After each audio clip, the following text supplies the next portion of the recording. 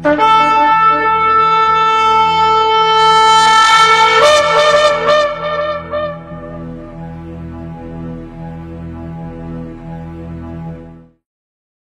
todos bienvenidos a Kol Shaddai. Ya estamos compartiendo nuevamente con todos ustedes estudio sistemático del libro de Juan, Evangelio de Juan. ¿Sí? Vamos a estar compartiendo hoy el capítulo 2. Acompáñenme por favor en las escrituras. Vamos a estar estudiando desde el capítulo 2, verso 1 hasta el verso 22. Vamos a darle lectura, por favor. Capítulo 2 de Juan, Besorat Yohanan, le conocemos en hebreo, ¿sí? El Evangelio de Juan. Dice: al tercer día hubo una boda en Caná de Galilea y estaba allí la madre de Yeshua. Y también había sido invitado a la boda Yeshua con sus discípulos. Y faltando vino, la madre de Yeshua le dice: no tienen vino. Yeshua le dice: mujer, ¿y a ti y a mí qué? Aún no ha llegado mi hora. Su madre dice a los que servían: haced lo que os diga.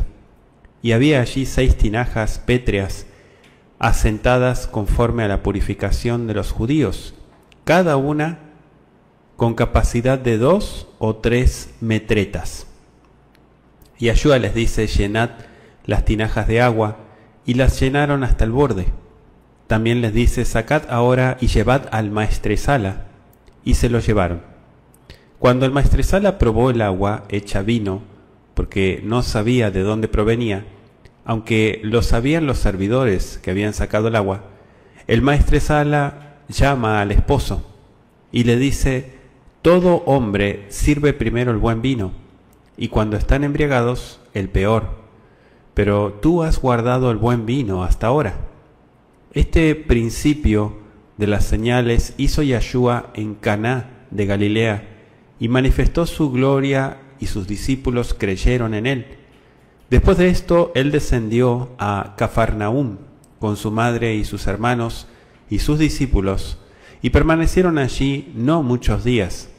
Estaba cerca Pesaj, y Yeshua subió a Jerusalén, y halló en el templo a los que vendían bueyes y ovejas y palomas, y a los cambistas sentados, y haciendo un azote de cuerdas echó fuera del templo a todos con las ovejas y los bueyes, y desparramó las monedas de los cambistas y volcó sus mesas.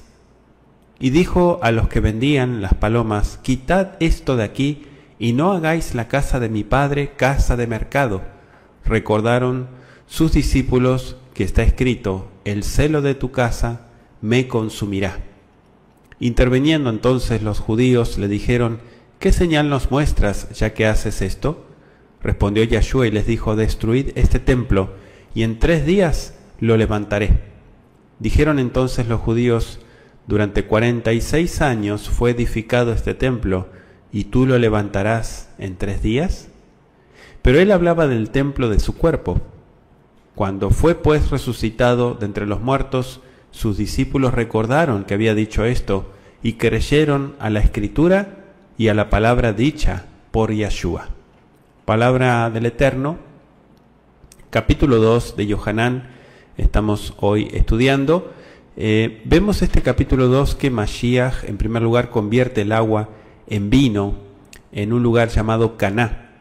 Luego se dirige a Capernaum o Cafarnaum y finalmente a Jerusalén o Jerusalén, en donde expulsa del templo a los compradores y los vendedores y predice su muerte y su resurrección, hablando de la destrucción del templo. Iniciamos entonces desde el versículo 1, en el texto hebreo, dice: Uvayom ashelishi haita chatuna bekana asher la Galil be'em Yeshua haita Shama begam Yeshua betalmidav hayu minkeruei ajatuna. Los versos que acabo de leer son los versículos 1 y 2. Dice: al tercer día hubo una boda en Caná de Galil y estaba allí la madre de Yeshua, y también había sido invitado a la boda Yeshua con sus discípulos, dice el texto. Podemos ver claramente que Ubayom Ashlishi, o en el tercer día, como se entiende, de la fiesta de la boda de Caná, se trata de un modismo común en hebreo que significa el tercer día. Yeshua salió de las proximidades de Betábara, viajó, o al resto del día mencionado en el capítulo 1, verso 43, todo el día siguiente y la mayor parte del Yom Ashlishi, o tercer día, como está escrito en hebreo. Estamos hablando de una distancia de unos 105 kilómetros. El relato del capítulo 1 continúa sin interrupción de lo que estuvimos estudiando la semana pasada.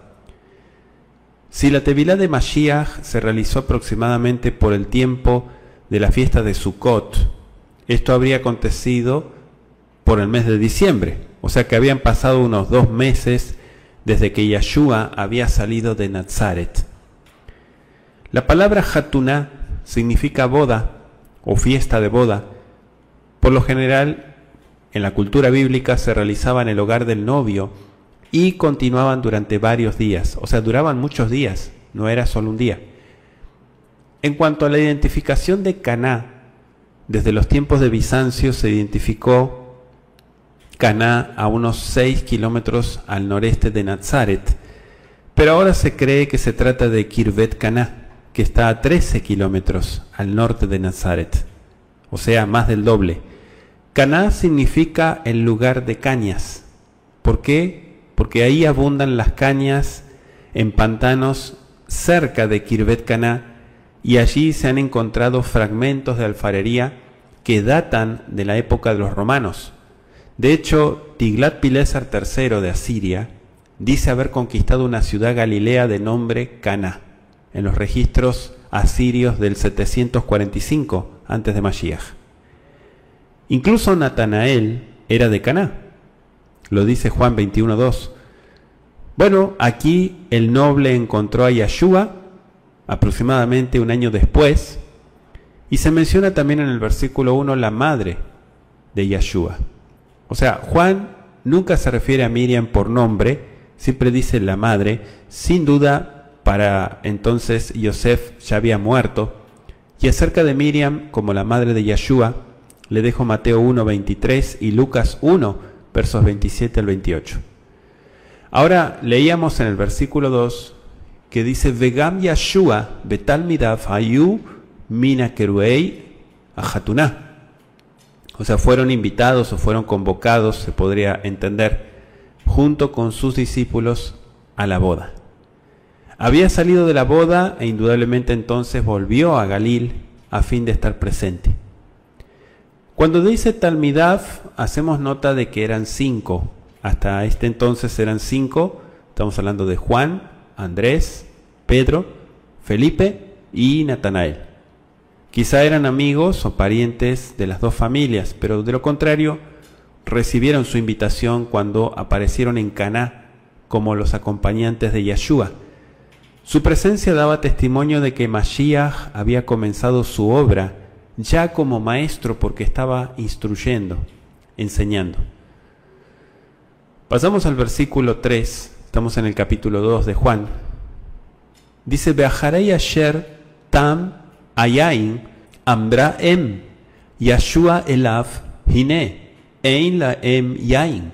Y faltando vino, la madre de Yeshua le dice: no tienen vino. Ein laem yain, o sea, no hay más vino, sería la explicación. Habiendo ayudado en los preparativos de la fiesta, Miriam se sintió responsable de que se supliera la falta y procuró evitar la situación embarazosa de que de otra manera se provocaría. Es digna de destacarse la confianza de Miriam al recurrir a Yeshua con este problema. Y como un hijo respetuoso, Yeshua siempre había estado atento a los deseos de ella y había resuelto debidamente cada problema. Por el relato no se sabe claramente si Miriam esperaba que Yeshua realizara un milagro que no había hecho hasta entonces, o que remediara la falta de otra manera, pero lo que sí vemos es que recurrió a él. La pregunta que le hace en el versículo 4 dice: Vayomer eleya Yeshua mali Balaj Ishaot Loba a Iti. Está muy interesante esta pregunta, como diciendo, hay versiones que le pusieron ¿qué tienes conmigo?, ¿no? Pero esta versión que tengo aquí dice, ¿y a ti y a mí qué? Aún no ha llegado mi hora, dice. O sea, ¿qué a mí y qué a ti? Este es un semitismo bastante frecuente en el Tanaj. Lo van a encontrar en Jueces 11:12, Segundo de Samuel 16:10, Primero de Reyes 17:18. ¿Sí? Aparece mucho, es una expresión muy común. Y lo que implica esta expresión, o semitismo, no sé si tanto hebraísmo, sino es un poco más amplio, implica que aquel a quien se le dirige ha traspuesto los límites que le corresponden. Por las instrucciones que Miriam dio a los que servían, es evidente que ella no entendió la respuesta de Yeshua como una negativa. Se conformaba con que Yeshua satisficiera la necesidad a su debido tiempo y en la forma que a él le pareciera. Durante toda su vida privada en Nazaret, Yeshua había respetado la autoridad de su madre. En realidad, siempre había sido un hijo respetuoso dentro del círculo, estamos hablando de lo que es la acción del hogar, donde prevalecía esa relación correcta. Pero ahora no actuaba más en forma privada, y Miriam no comprendió plenamente que su autoridad sobre Yeshua estaba limitada al no tratarse del círculo del hogar. Quizá creyó que tenía por lo menos algún derecho de dirigirlo en su misión. Por eso, en estas palabras, Yeshua procuró hacerle clara la distinción entre su relación con ella como el Hijo del Hombre y como el Hijo de Elohim. O sea, no había cambiado su amor por ella, pero de aquí en adelante debía trabajar día tras día bajo la dirección de su Padre Eterno.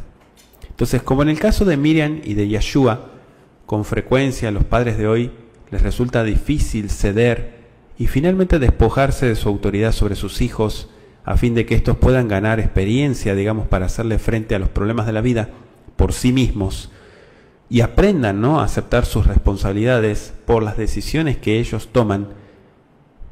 Sabios son los padres y dichosos los hijos cuando ese traspaso de autoridad se efectúa naturalmente y sin fricciones. En Cercano Oriente era muy común llamarle mujer, de hecho así dice, ¿no?, mujer, y a ti y a mí qué. Este era un trato común y respetuoso. El que había ordenado a los hombres que honraran a sus padres en Éxodo 20:12 era un ejemplo viviente de este principio. Durante 30 años, escúchenlo muy bien, había sido un hijo obediente, atento, y a pesar de su nueva misión, no iba a dejar de serlo. Pero le dijo, mi hora no ha llegado aún. Es evidente que Miriam esperaba que en esa ocasión Yeshua se proclamara como el Mashiach, pero no había llegado el tiempo para que hiciera esa declaración abierta. Había un tiempo señalado para cada acontecimiento de la vida de Mashiach. Tan solo cuando estaba por terminar su obra, Yeshua anunció públicamente que él era el Mesías. Y fue ejecutado debido a esta afirmación. ¿Sí? O sea, tan solo cuando llegó la noche de la traición, ¿se acuerdan? Yeshua dijo, mi tiempo está cerca. Le dejo Mateo 26:18, luego usted lo busca y lo analiza. Pasamos al versículo 5, dice el texto, Batomer imo, el ameshartim, et asher yomar lahem ta'asu. Su madre dice a los que servían, haced lo que él les diga. En otras palabras, obedézcanle. Y es evidente que los siervos recurrieron a Miriam como quien tenía la responsabilidad de que hubiera más vino, porque aún el maestresala todavía no sabía que faltaba. Fíjese que el verso 6 dice, y había allí 6 tinajas pétreas asentadas conforme a la purificación de los judíos, cada una con capacidad de 2 o 3 metretas. Vamos a explicar un poquito esto, ¿no? Primero en el versículo, en el hebreo, ¿sí? Dice, Besham nimseu shesh kadei evem aruchot Letaer et asher lo taor bein hayehudim, kamishpat shtaim o shalosh batim tahil kolkat. Está muy interesante esta parte porque dice tinajas de piedra para agua, dice otra versión. Al parecer, las tinajas de piedra eran preferibles a los cacharros comunes, ¿no? Como recipientes de agua para la purificación. Esto está aclarado en el Talmud, en el tratado de Shabbat, ¿no? Talmud Shabbat 96a y en Mishnah Kelim 10.1. ¿Por qué comento esto? Porque acá está diciendo la purificación de los judíos. Había muchas ceremonias, observancias y ritos que se tenían que llevar a cabo. Y es lo que está hablando acá, ¿sí?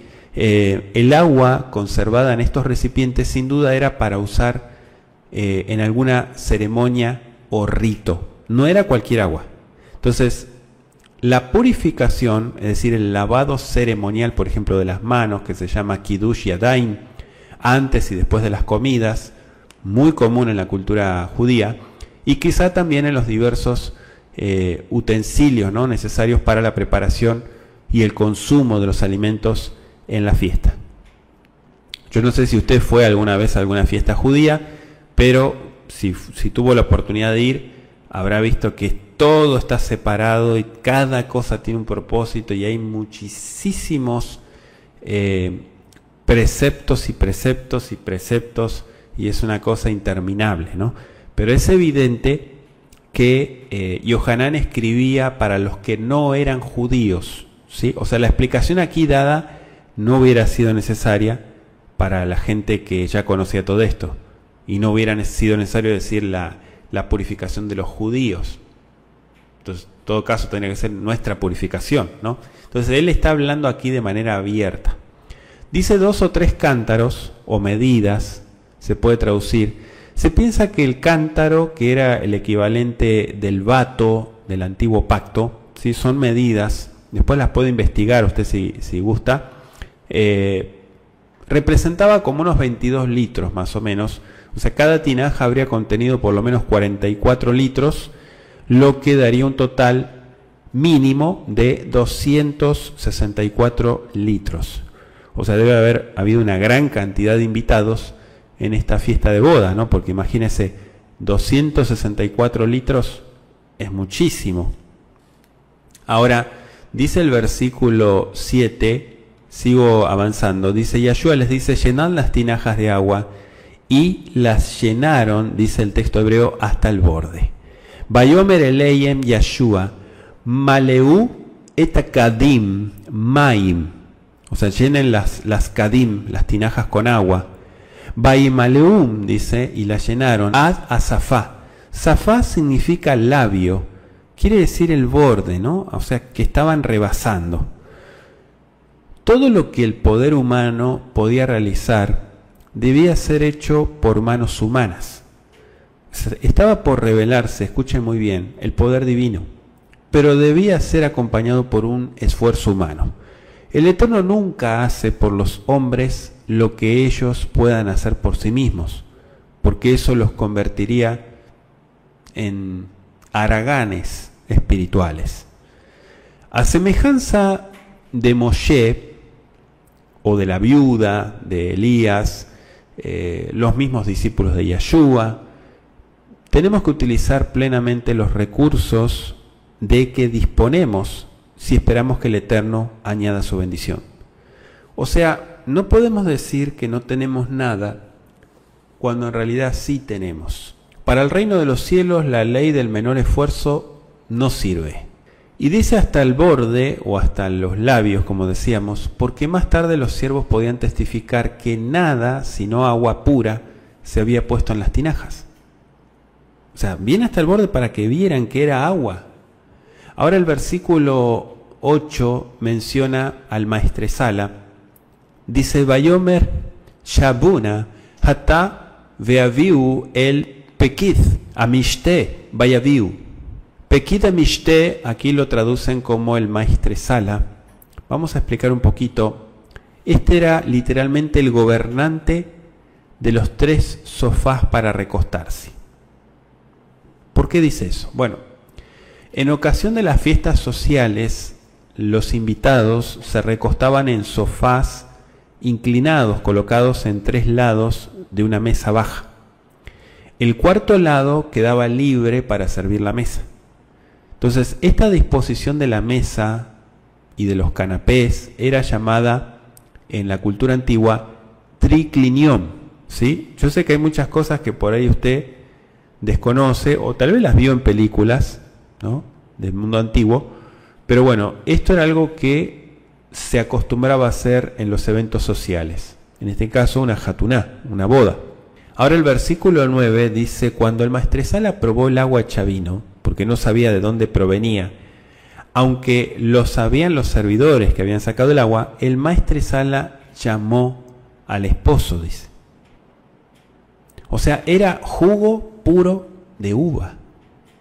Y Yahshua procedía de acuerdo con los principios revelados a anteriores escritores de la Biblia, ¿no?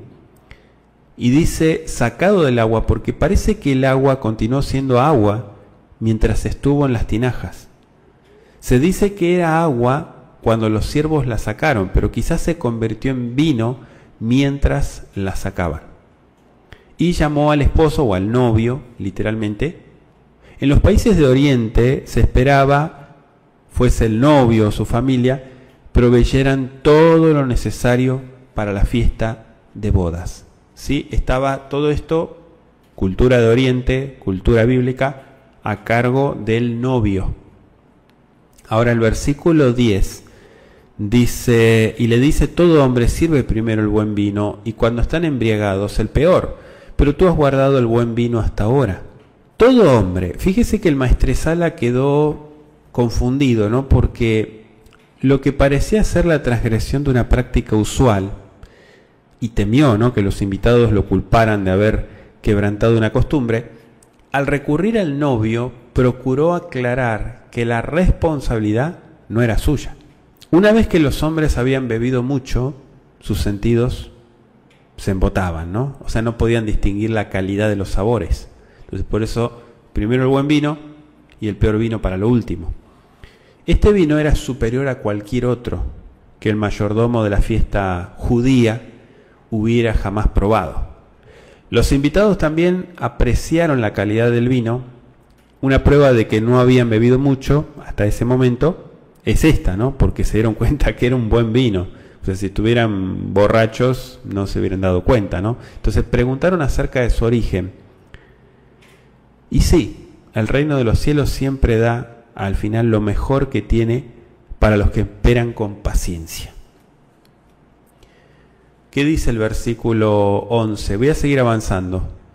Dice: Zot reshit autot asher asa Yahshua bekana asher la Galil besham gila kevodó vayaminu bo talmidav. Dice: este principio de las señales hizo Yahshua en Caná de Galil y manifestó su gloria, y sus discípulos creyeron en él. O sea, el primer milagro fue realizado aproximadamente una semana después de que fueran llamados los primeros discípulos. El segundo milagro que se registra fue hecho también en Caná, en ocasión de la siguiente visita de Yahshua, aproximadamente un año más tarde. Eso está en Juan 4, versos 43 al 54, que posteriormente vamos a estar estudiando. Y dice su gloria porque la evidencia de su carácter divino y de su poder se refiere a esto, ¿no? Que bodó. Finalmente afirma el verso 11 que sus discípulos creyeron. Este milagro proporcionó a los primeros discípulos la evidencia inicial y visible del poder divino que operaba en Mashiach. O sea, los fortaleció contra la incredulidad, la antipatía de los dirigentes judíos, les brindó su primera oportunidad de testificar de la fe recién recibida y honró la confianza de Miriam, y de una manera práctica expresó la simpatía y el interés de Yahshua en la felicidad humana, ¿no? Entonces, cumplió y se manifestó. Dice el versículo 12: después de esto, él descendió a Cafarnaúm con su madre y sus hermanos y sus discípulos, y permanecieron allí no muchos días. Bueno, esto es una frase que usa Yohanan para indicar el transcurso del tiempo después de esto.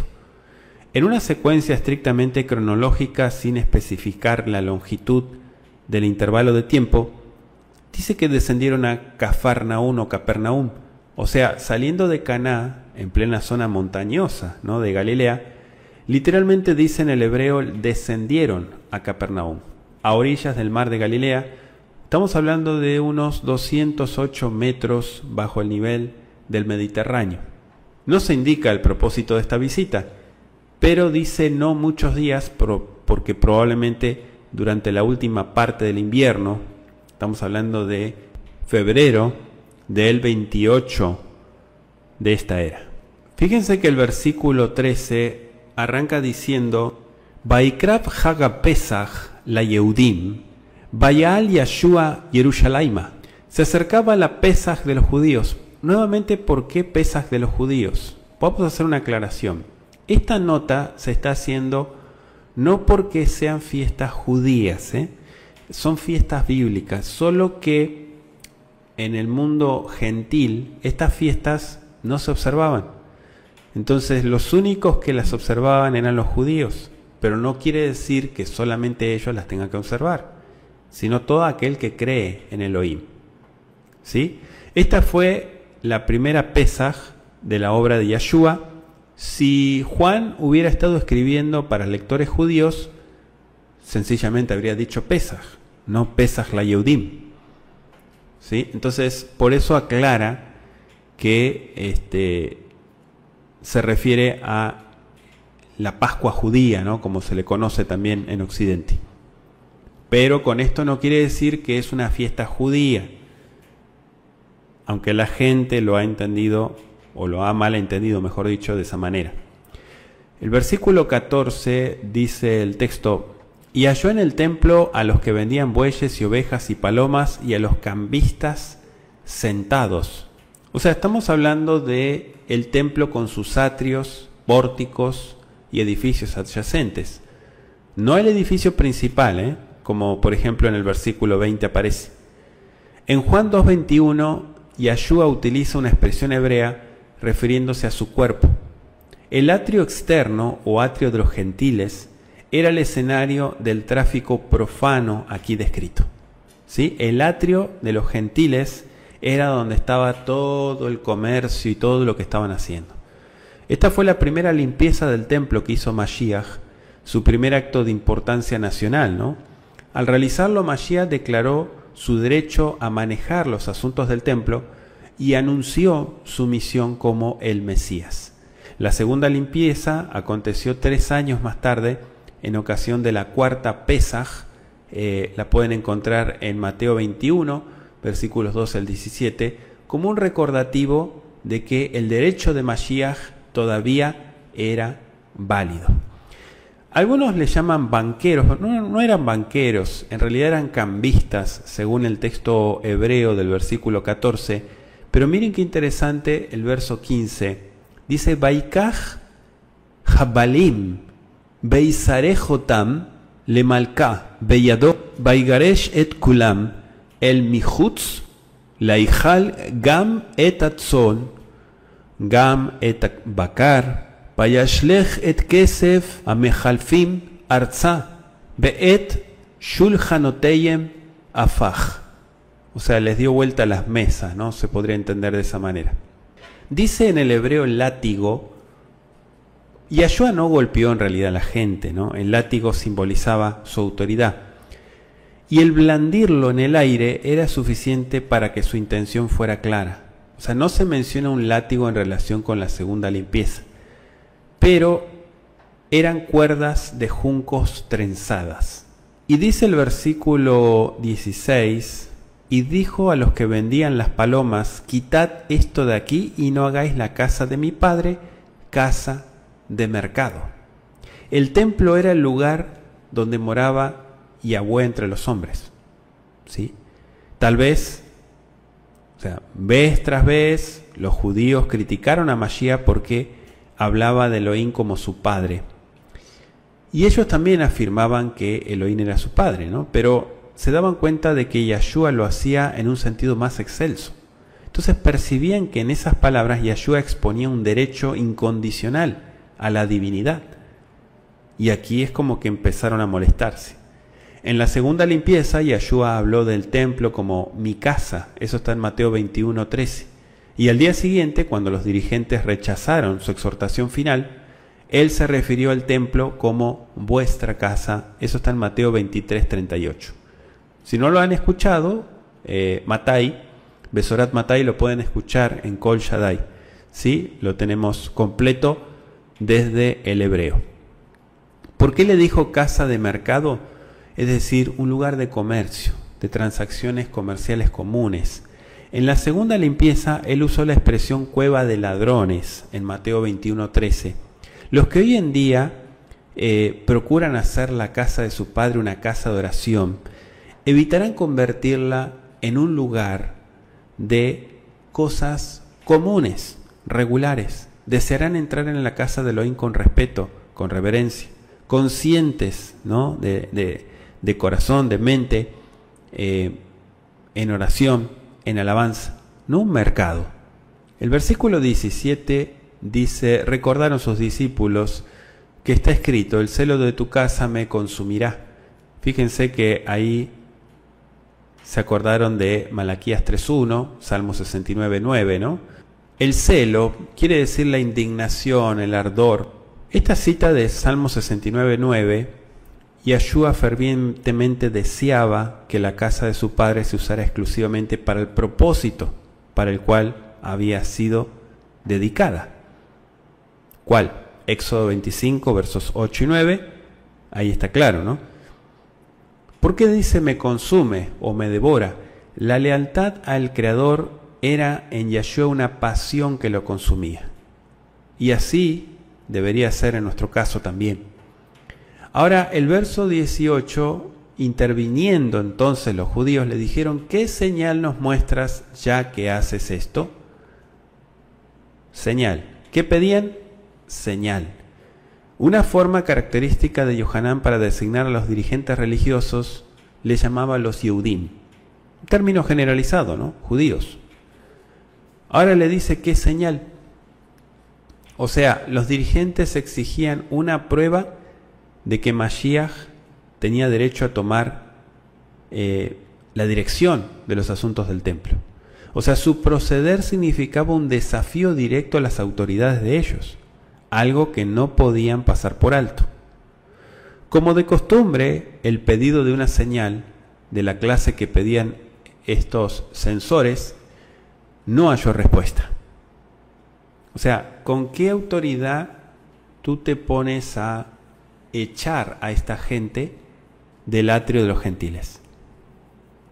Esa sería la pregunta, ¿qué señal, no?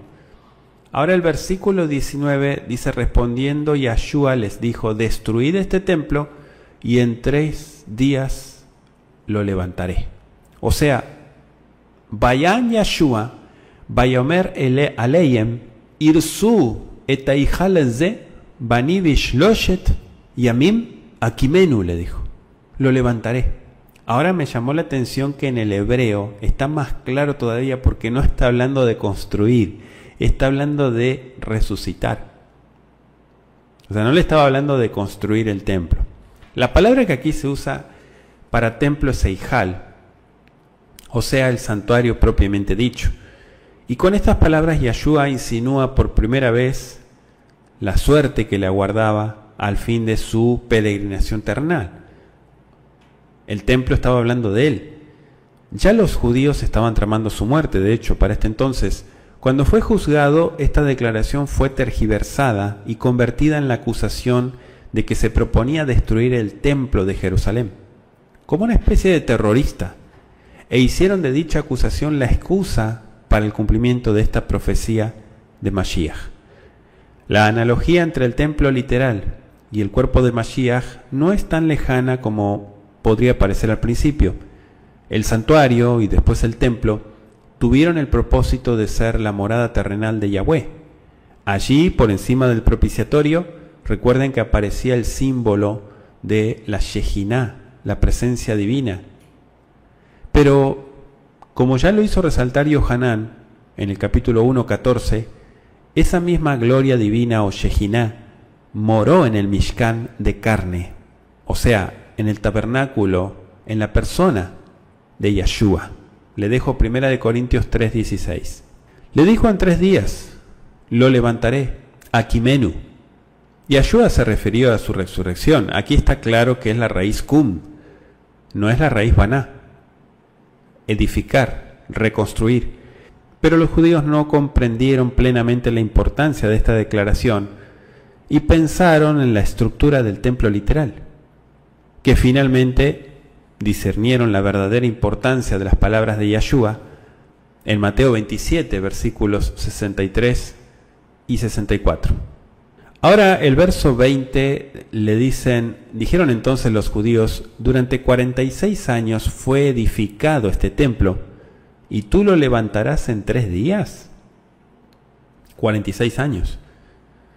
Aplicándose literalmente al templo, la observación de Yeshua resultaba absurda, ¿no? Porque, ¿cómo? 46 años para levantar este templo y en 3 días lo vas a levantar. O sea, siempre los judíos rehusaron ver más allá del significado superficial de las palabras de Mashiach, ni quisieron ver en él nada más que el hombre común que parecía ser. Y esta interpretación de la vida y de las enseñanzas de Mashiach ha sido muy típica del judaísmo hasta el día de hoy. Es decir, que lo ven como un hombre común y corriente.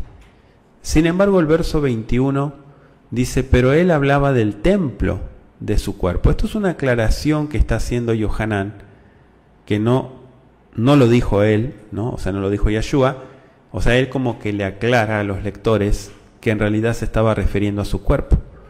Versículo 22, cuando fue pues resucitado de entre los muertos, sus discípulos recordaron que había dicho esto y creyeron a la escritura y a la palabra dicha por Yeshua.